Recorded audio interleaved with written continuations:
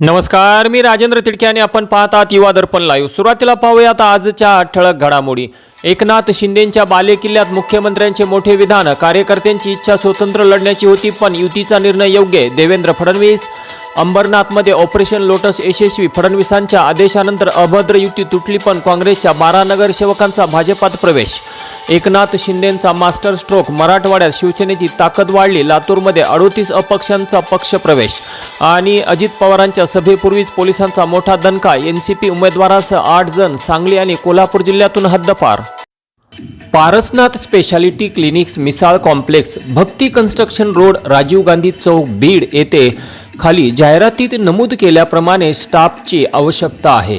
तरी गरजू आणि पात्र उमेदवारांनी जाहिरातीत दिलेल्या मोबाईल क्रमांकावरती संपर्क साधावा असे आवाहन पारसनाथ स्पेशालिटी क्लिनिक बीड यांच्या वतीने करण्यात आले आहे।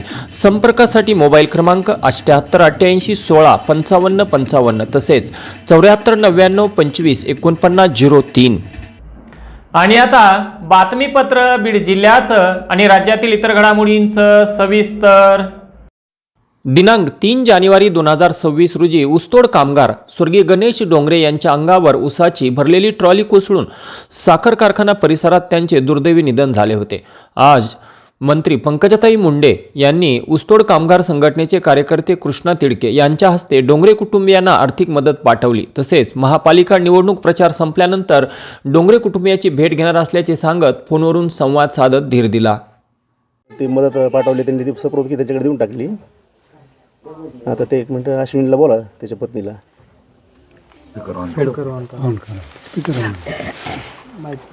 अश्विनी बोला। हॅलो ताई बोलते। हो ताई बोला की। हो काही नाही बेटा, खूप वाईट झालं। मला माहित झालं मी इलेक्शनच्या प्रचारात आहे म्हणून कृष्णाला पाठवलंय, काही कार्यकर्त्यांना पाठवलेलं आहे। स्वतःला जपा, काळजी घ्या। फार वाईट झालं, फार दुर्दैवी झालं। मी नंतर एखादा माझ्या इलेक्शन झाल्यानंतर चक्कर मारेन तिथे। स्वतःला सांभाळा। काही लागलं तर कृष्णा नंबर देऊन ठेवा। होत आहे साहेब, होत आहे साहेब। ते बारक्या मुलीला बोला, गणेश ताई साहेब बोल बाळा। हो ना रे, बोल बाळा। हॅलो, भयानक हळहळणारी घटना। ते मुलगी बोलते, गणेश बोल ना, बोल ना। हॅलो, काय नाव आहे तुझं? यशस्वी। यशस्वी, किती वर्षाची आहे तू? 8 किती वर्षाची बेटा? 8 8 वर्षाची आहे। ठीक आहे, तू आईला लक्ष दे, सगळ्यांना सांभाळ। ताई लवकर भेटायला येते। Okay okay. अच्छा, गुड गर्ल बन। ठीक आहे, शिकायचं काय? शिकायचंय। शिक, पूर्ण शिक जे तुला शिकायचं ते। ताई साहेब तुझ्या सोबत आहेत कंटिन्यू। हो बेटा, हो। तुम्ही माझ्या सोबत आहेत का शिकण्यासाठी? 100% आहे, 100%। तू खूप अभ्यास कर।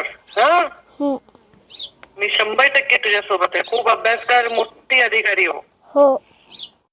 शिरूर कासार पोलीस स्टेशन येथे दाखल अत्यंत संवेदनशील अशा पोस्को प्रकरणात शिरूर कासार पोलिसांनी केलेल्या अभ्यासपूर्ण, शिस्तबद्ध व मानवीय दृष्टिकोनातून केलेल्या तपासामुळे आरोपीस कठोर शिक्षा सुनावण्यात आली आहे। दिनांक 16 ऑगस्ट 2024 रोजी 14 वर्षीय अल्पवयीन मुलीवर तिच्याच जन्मदात्या वडिलांकडून वारंवार मारहाण व लैंगिक अत्याचार झाल्याची घटना उघडकीस आली होती। पीडितेच्या तक्रारीवरून दिनांक 18 ऑगस्ट 2024 रोजी BNS 2023 अंतर्गत कलम 74, 75, 76 आणि 115 तसेच पोस्को अधिनियम 2012 अंतर्गत कलम 10 व 12 नुसार गुन्हा दाखल करण्यात आला होता। तक्रारीचे गांभीर्य लक्षात घेऊन शिरूर पोलिसांनी तात्काळ आरोपीस अटक करून तपासादरम्यान पीडितेचा सविस्तर व विश्वासार्ह जबाब, साक्षीदारांचे जबाब तसेच महत्त्वाचे पुरावे तपास अधिकारी PSI धनंजय कुलकर्णी यांनी गोळा करून दोषारोपपत्र वेळेत व भक्कम पुराव्यांशी सादर केले। सदर खटला हा न्यायमूर्ती SS घोरपडे विशेष सत्र न्यायालय बीड यांच्या न्यायालयात चालला।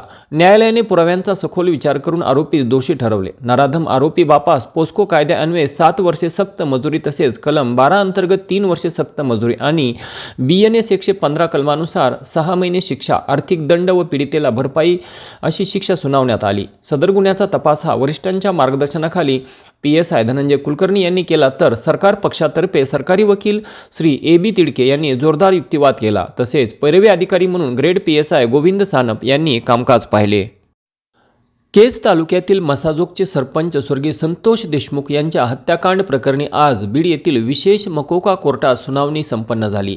या सुनावणीत पुराव्यांची देवाणघेवाण, आरोपींचे अर्ज आणि तांत्रिक कागदपत्रावरून जोरदार खडाजंगी पाहायला मिळाली।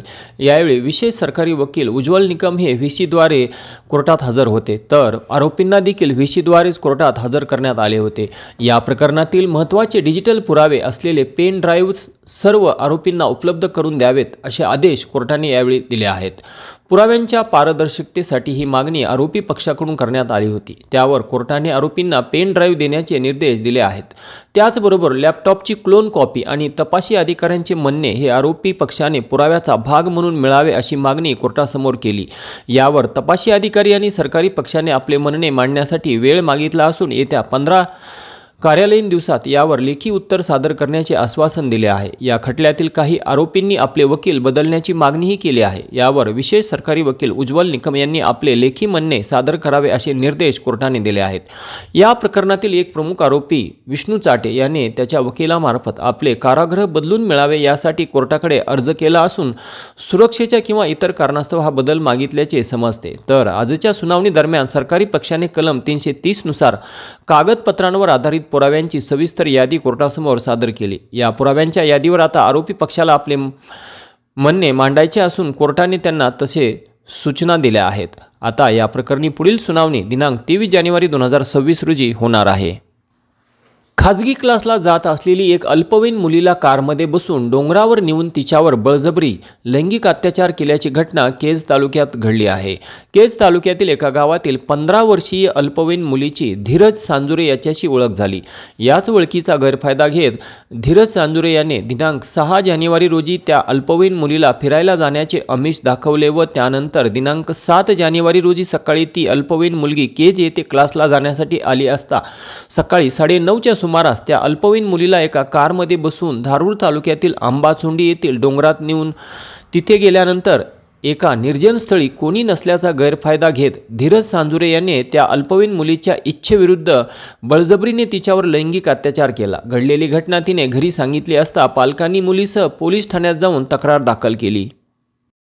दर्पण दिनानिमित्त काल दिनांक 7 जानेवारी 2026 रोजी बीड जिल्हा मराठी पत्रकार संघाच्या वतीने आयोजित कार्यक्रमात बीड येथील दैनिक राज्य लोकतंत्रचे कार्यकारी संपादक श्री सुभाष चौरे यांचा सत्कार करण्यात आला। यावेळी ज्येष्ठ संपादक गंमतभाऊ भंडारी, साय दैनिक बीड सिटीजनचे संपादक शेख मुजीबभाई, तहसीलदार चंद्रकांत शेळके, प्राध्यापक डॉक्टर लक्ष्मीकांत भायगावकर, प्रशांत सुलाके, नगरसेवक जगदीश गुरखुदे, सागर देशपांडे, पत्रकार संघाचे विनायक वैद्य व सर्व पदाधिकारी यांची उपस्थिती होती।